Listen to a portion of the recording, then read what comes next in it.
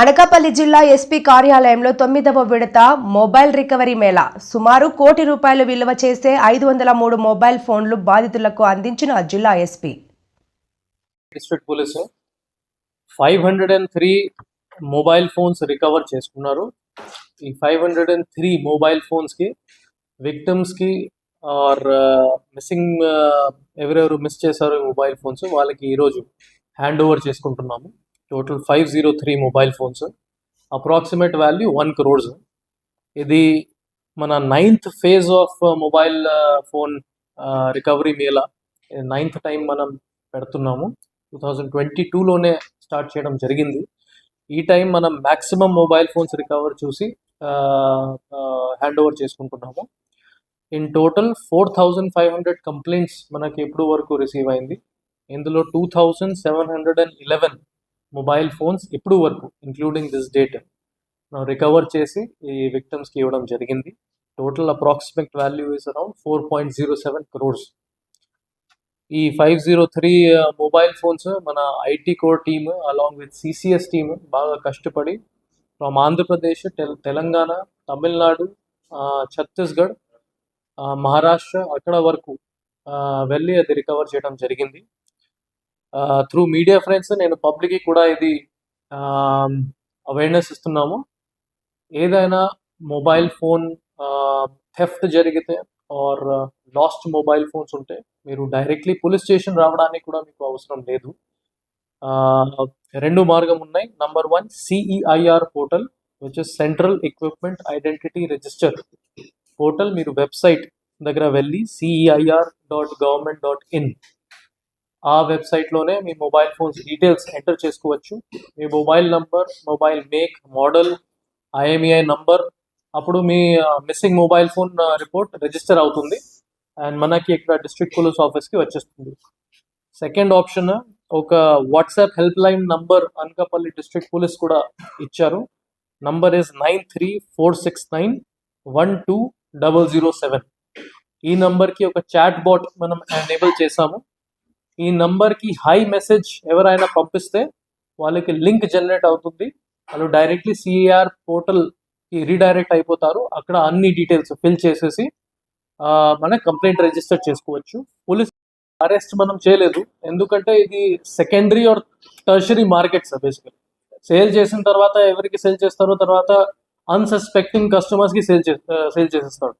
So వాళ్ళకి involvement ఏమి ఉండదు. కానీ మెయిన్ అక్యూస్కి మనం కొంతమంది సస్పెక్ట్స్ని లిస్ట్ అవుట్ చేసాము. వాళ్ళని టెక్నికల్గానే మనం ప్రొసీడ్ అవుతున్నాము. త్వరగానే వాళ్ళకి కూడా అరెస్ట్ చూపిస్తాము. వన్ మోర్ థింగ్, ఈ 503 మొబైల్ ఫోన్స్లో అన్ని థెఫ్ట్ మొబైల్ ఫోన్స్ కాదు, కొన్ని లాస్ట్ మొబైల్ ఫోన్స్ కూడా ఉంటాయి. చాలా మంది ఇది ఆర్టీసీ బస్ డిపోలో మర్చిపోతే కొన్ని ఉంటాయి. థెఫ్ట్ మీద as you rightly pointed out, దాని మీద విజయసాయిరెడ్డి రాజీనామాపై వైఎస్ జగన్ తొలిసారి స్పందించారు. మాకు 11 మంది రాజ్యసభ ఎంపీలు ఉంటే సాయిరెడ్డితో కలిపి ఇప్పటి వరకు 4 వెళ్లిపోయారు. అయినా వైసీపీకి ఏమీ కాదు. రాజకీయాల్లో క్యారెక్టర్ ముఖ్యం. అది సాయిరెడ్డికైనా ఇప్పటి వరకు పోయిన వారికైనా ఇంకా ఒకరో ఇద్దరు వెళ్లే వాళ్ళకైనా అదే వర్తిస్తుంది. లేకుండా డిస్పర్స్ చేసిన ప్రభుత్వం వైఎస్ఆర్. అంత గొప్పగా మా ప్రభుత్వం గురించి చెప్తాం. చంద్రబాబు నాయుడు ఎందుకు చేయలేకపోతా ఉన్నాడు? ఎందుకు బటన్ నొక్కలేకపోతా ఉన్నాడు?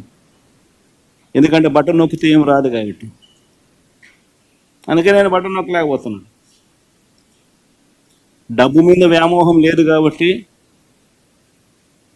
పేరు మీద కాంక్ష ఉంది కాబట్టి, చరిత్రలో నిలబడిపోవాలన్న తపన ఉంది కాబట్టి, ప్రతి ఇంట్లో నా ఫోటో ఉండాలన్న ఆరాటం ఉంది కాబట్టి 2,73,000 కోట్ల రూపాయలు బటన్ నొక్కిన డీబీటీ.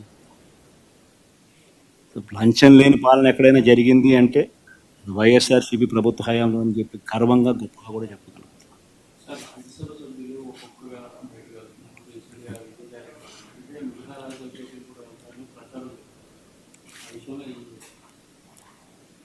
బేసిక్లీ ఒకటి గుర్తుపెట్టుకోవాలి,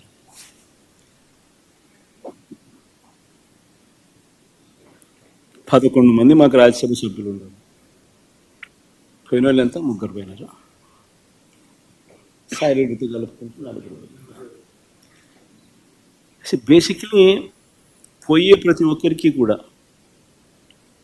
నేను ఒకటే మాటే చెప్తా, రాజకీయాలలో ఉన్నప్పుడు క్యారెక్టర్ ఉండాలి. క్రెడిబిలిటీ అనే పదానికి అర్థం తెలిసి ఉండాలి. రాజకీయాలలో ఉన్నప్పుడు కాలర్ ఎగరేసుకొని చెప్పాలి, ఫలానోడు మా నాయకుడు అని. అది ముఖ్యమంత్రి అయినా సరే,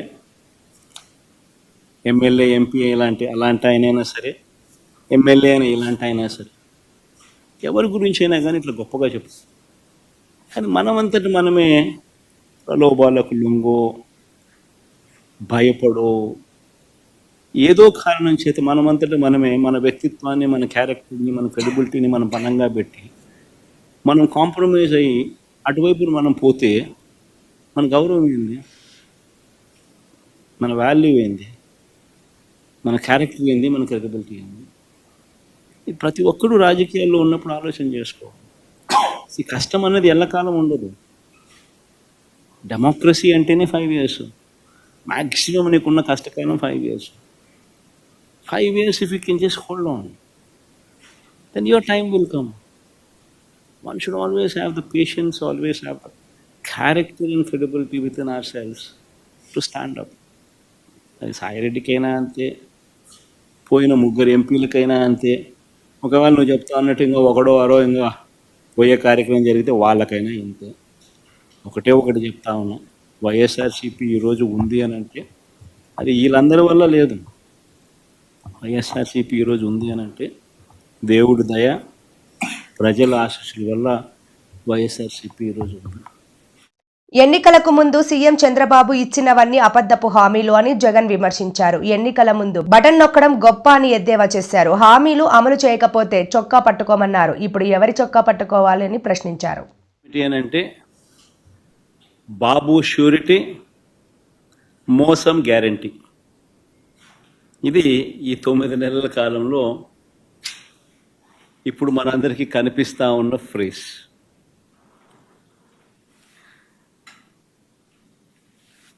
చంద్రబాబు నాయుడు గారు ఎన్నికల వేళ చెప్పిన ప్రతి మాట, ఆ మేనిఫెస్టో అంటూ తాను రిలీజ్ చేసిన మేనిఫెస్టోలో తాను చెప్పిన మాటలు, ఎన్నికల వేళ బటన్ నొక్కడం అయితే ఏముంది, అదేం పెద్ద పనా, ముసలావిడ కూడా బటన్ నొక్కుతుంది అన్నాడు అప్పట్లో. నా చంద్రాయుడు ముసలావిడ కూడా ముసలావిడ కూడా బటన్ నొక్కుతుంది, అదేమన్నా బటన్ నొక్కడం గొప్ప సంగతి అని చెప్పి అన్న సందర్భాలు మనం చాలా చూసాం.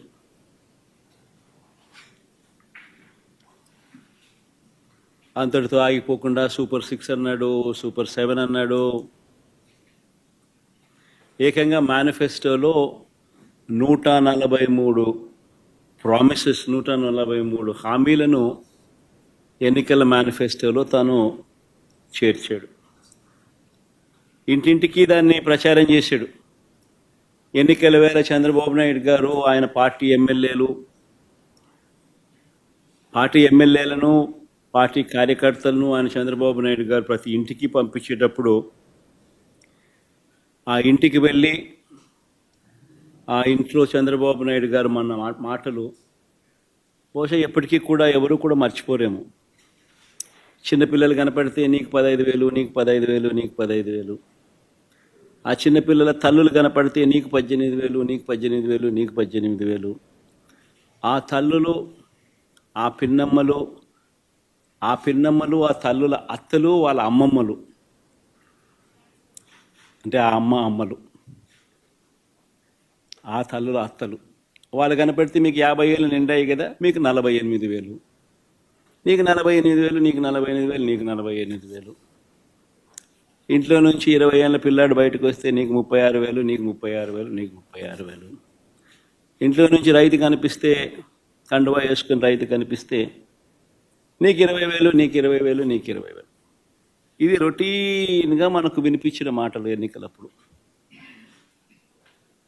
ఈనాడు చూసినా, ఆంధ్రజ్యోతి చూసినా, TV5 చూసినా, వాళ్ళ ఇళ్ళట్లో నుంచి వచ్చే మాటలు విన్నా, ప్రతి ఇంట్లో రొటీన్గా కూడా ఇవన్నీ కూడా మనకు వినిపించే మాటలు.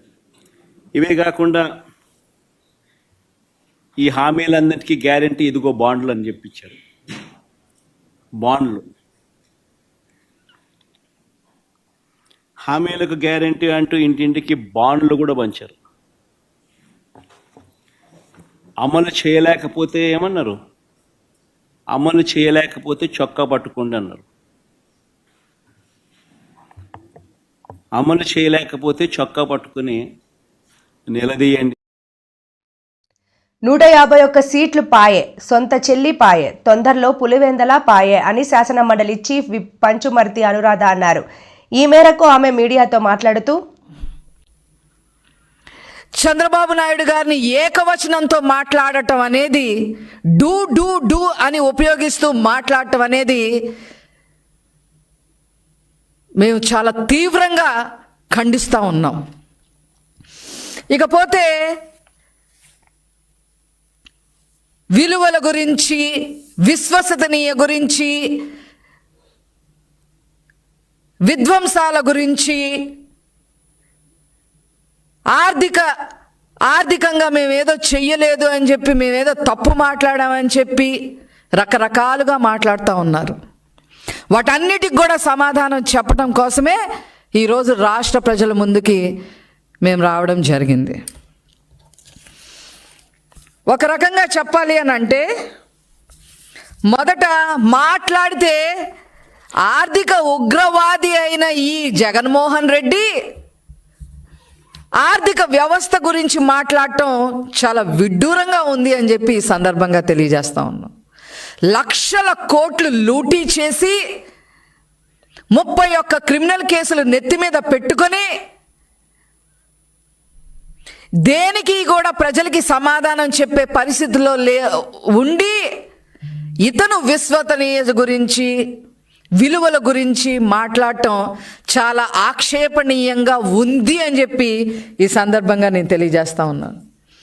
అదేవిధంగా అతను అబద్ధాలు చెబుతా, అతను పచ్చి అబద్ధాలు చెప్పే ప్రయత్నం చేసి ప్రజల మీద ఈ అబద్ధాలని నిజాలుగా బలికించాలి అనే ఉద్దేశంతో దాదాపు గంట పైన కంఠశోష అబద్ధాల మీద అబద్ధాలు చెప్పాడనే విషయం అతను గమనించుకోవాలి. మేము అబద్ధాలు చెప్పే ప్రభుత్వమే కాదు, మాది చెప్పే పార్టీయే కాదు, అబద్ధాలు చెప్పే పార్టీయే కాదు. అది మీరు గమనించుకోవాలి. మాట్లాడితే మీడియాని దొంగల ముఠా అని చెప్పి ఈటీవీ, TV5, ABN అట్లాగా కొన్ని ఛానల్స్ని పట్టుకొని దొంగల ముఠా అని చెప్పి మాట్లాడుతూ ఉన్నాడు. నీకన్నా దొంగల ముఠా అసలు ఎవరున్నారయ్యా ఈ రాష్ట్రంలో? ఎవరున్నారు? 90% ఆర్థిక నేరస్తుల్ని, డౌరీ కేసుల్లో ఉన్నోళ్ళని, ప్రేమించి పెళ్ళాడతానని చెప్పి వాళ్ళని హత్యలు చేసిన వాళ్ళని, ఇలాంటి వాళ్ళకి ఎమ్మెల్యేలు, MP సీట్లు ఇచ్చిన మీరు దొంగల ముఠా, ఆ ముఠా, ఈ ముఠా అని చెప్తా ఉంటే ప్రజలు నవ్విపోతున్నారనే విషయం మీరు గమనించుకోవాలని చెప్పి ఈ సందర్భంగా నేను తెలియజేస్తా ఉన్నా. ఒకటే చెప్పదలుచుకున్నా నేను, మీరు నాశనం చేసిన, విధ్వంసం చేసిన అమరావతి, ఈరోజు అమరావతి నిర్మాణం వేగవంతం చేశారు నారా చంద్రబాబు నాయుడు గారు. జగన్మోహన్ రెడ్డి విధ్వంసం చేసిన పోలవరాన్ని మరి ఊపందుకునేలాగా ముందుకు తీసుకెళ్లారు. మాజీ ముఖ్యమంత్రి వైఎస్ జగన్మోహన్ రెడ్డి మోసాలు రోజుకొకటి బయటపడుతున్నాయని టీడీపీ పోలిట్ బ్యూరో సభ్యులు వర్ల రామయ్య ఆరోపించారు. పేద ప్రజల సొమ్మును కొట్టేయడంలో జగన్ పీజీ చేశారని విమర్శించారు. టీడీపీ కార్యాలయంలో ఆయన విలేకరులతో మాట్లాడారు. జగన్మోహన్ రెడ్డి గారి పరిపాలన, ఈ మద్యం అంతా కూడా స్పూరియస్ లిక్కర్, కల్తీ మద్యం, సొంత డిస్టిలరీస్, ఈ మద్యం మొత్తం కూడా రాష్ట్ర వ్యాప్తంగా ఈ మద్యం సరఫరా కావచ్చు, ఈ మద్యాన్ని అమ్మకం పెట్టడం కానీ, ప్రభుత్వ షాపుల్లో విక్రయించడం కానీ, ఇదంతా కూడా సూపర్వైజ్ చేసేది చిత్తూరు జిల్లా పెద్ద మనిషి కొడుకు. చిత్తూరు జిల్లా పెద్ద మనిషి ఎవరు? ఇక అందులో దాపరికమేముంది? పెద్దిరెడ్డి రామచంద్రారెడ్డి గారు. ఆయన కొడుకు ఎవరు? గౌరవ పార్లమెంటు సభ్యుడు మిథున్ రెడ్డి గారు. ఆయన నేపథ్యంలో రాష్ట్రంలో 4 సంవత్సరాల 2 నెలలు మద్యం యథేచ్ఛగా కాలువలై పారింది, ఏరులై పారింది, ఒక నదిలాగా ప్రవహించింది రాష్ట్రంలో. అంతా కల్తీ మద్యం. నంగనాచిలాగా కబుర్లు చెబుతున్నారు, తామేమీ చేయలేదు, అవినీతి అంటే మాకు తెలియదు అన్నట్లుగా మాట్లాడుతున్నారు గౌరవ ఆనాటి పెద్దలందరూ కూడా.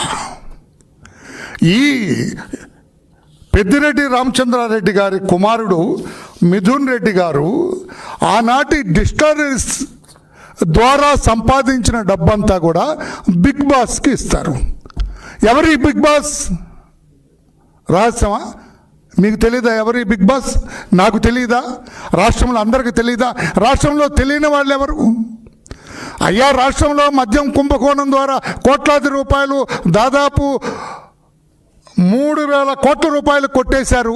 ఈ 3,000 కోట్ల రూపాయలు కూడా ఒక బిగ్ బాస్కి ఇచ్చారట తాడేపల్లిలో. ఎవరు ఆ బిగ్ బాస్ అంటే? ఏమన్నా రహస్యం అది? ఎవరికి తెలియందా అది?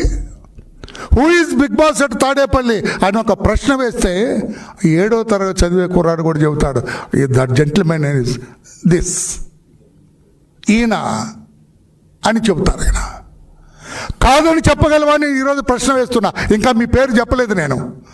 ఆయనే జగన్మోహన్ రెడ్డి గారు అయ్యుంటారు అని నేను అనలేదు. ఇంకా అయ్యుంటారు అని నేను ఎందుకన్నానంటే మళ్ళీ నాకు నోటీసు పంపిస్తాడు. నాలాంటి అవినీతి పరుణ్ణి నువ్వు, నాలాంటి నీతిమంతుణ్ణి అవినీతి పరుడు అంటావా? నాకు ఒక 10 కోట్లకి నువ్వు కట్టు డబ్బు అని నాకు కోర్టులో నోటీసు పంపిస్తాడు. అందుకనే అయ్యుండొచ్చు అంటున్నారు. కాదని చెప్పాలి మీరే. వరలరామయ్య గారు నేను అనుకుంటున్నాము, నేను కాదయ్యా అది ఫలానా అని చెప్పే ధైర్యం ఉందా mister Jaganmohan Reddy, former chief minister of the state? చెప్పగలరా? నేను మిథున్ రెడ్డిని అడుగుతున్నా. మిథున్ రెడ్డి, మీరు యువత భవిష్యత్తుకు బంగారు బాటలు వేస్తున్న కూటమి ప్రభుత్వం అని టీడీపీ నేత అలపాటి రాజేంద్ర ప్రసాద్ అన్నారు. ఈ మేరకు ఆయన మీడియాతో మాట్లాడారు. ఇప్పటికి 3,46,000 పట్టభద్రులు ఓటర్లుగా నమోదవటం జరిగింది. ఈరోజు కూడా నమోదు చేసుకునే అవకాశం ఉంది. ఇంకెవరైనా పట్టభద్రులు ఓటర్లుగా నమోదు చేసుకోకపోయినట్లయితే నమోదు చేసుకోవాల్సిందిగా ఈ సందర్భంలో కోరుకుంటా ఉన్నా. ఈ రాష్ట్రం అభివృద్ధి చెందాలన్నా, ఈ రాష్ట్రం ప్రగతి వైపు పయనించాలన్నా కూటమి నాయకత్వాన్ని సమర్థించాల్సిన అవసరం, మద్దతు పలకాల్సిన అవసరం. ఈ ఎన్నికలో విజయాన్ని చేకూర్చి ఈ ఎన్నిక విజయం వల్ల మరొకసారి మద్దతు పలికామని చెప్పి ఒక మంచి సంకేతాన్ని ఇవ్వవలసిందిగా కోరుకుంటా ఉన్నా. మనందరికీ తెలుసు గత పాలన వల్ల ఏ రకమైనటువంటి నష్టం, కష్టం జరిగింది, ఏ రకంగా ప్రజలు ఇబ్బంది పడ్డారు. అయినా కూడా ప్రతిపక్ష నేత ఒక ఆలోచన మారలేదు అని చెప్పి మనందరం కూడా గుర్తించాల్సిన అవసరం. వారు మాట్లాడే మాటలు మనం చూస్తూ ఉంటుంటే చాలా ఇబ్బందికరంగా ఉంది. ఎందుకంటే ప్రభుత్వంలో ఉన్నప్పుడు, ప్రభుత్వం పడిపోయిన తర్వాత ఏ రకంగా ప్రజలు అసహించుకున్నారో తెలిసిన తర్వాత అధికారంలో ఉన్నప్పుడు మాట్లాడినటువంటి మాటలు, అవమానించినటువంటి విధానం ప్రజల్ని మర్చిపోకముందలే మరలా అదే దిశలో ప్రయాణిస్తూ ఉన్నటువంటి జగన్మోహన్ రెడ్డి గారికి మరి ఆయన ఏమంటే, ఏ రకంగా మాట్లాడితే, ఏ మాటలతో సమాధానం చెప్తే ఆయన మారుతాడో నాకైతే అర్థం కావట్లేదు. కానీ రాజకీయంలో విలువలు లేకుండా పయనిస్తున్నటువంటి ఏకైక వ్యక్తి నాకు తెలిసినంతవరకు ఈ 77 సంవత్సరాల్లో ఒక ముఖ్యమంత్రిగా పనిచేసినటువంటి వ్యక్తి ఈ రకంగా మాట్లాడే స్థాయికి దిగజారాడంటే నేను వేరేగా చెప్పాల్సిన అవసరం లేదు. ఏమిటి, నేను ఇప్పుడు దాకా ఒకలాగా ఉన్నాను, ఇప్పుడు 2లాగా ఉంటానంటే నువ్వు ఎప్పుడు ఏ రకంగా ఉన్నావు? నువ్వు దాదాపు 16 నెలలు పైన జైల్లో ఉండొచ్చినటువంటి ముద్దాయివి, బెయిల్ మీద కొనసాగినటువంటి ముద్దాయివి. నువ్వు ఏ రకంగా పాలన చేశావో అందరూ కూడా చూశారు. వ్యవస్థలన్నింటినీ నిర్వీర్యం చేశావు, విధ్వంసం చేశావు, ప్రజాస్వామ్య విలువలకి తిలోదకాలు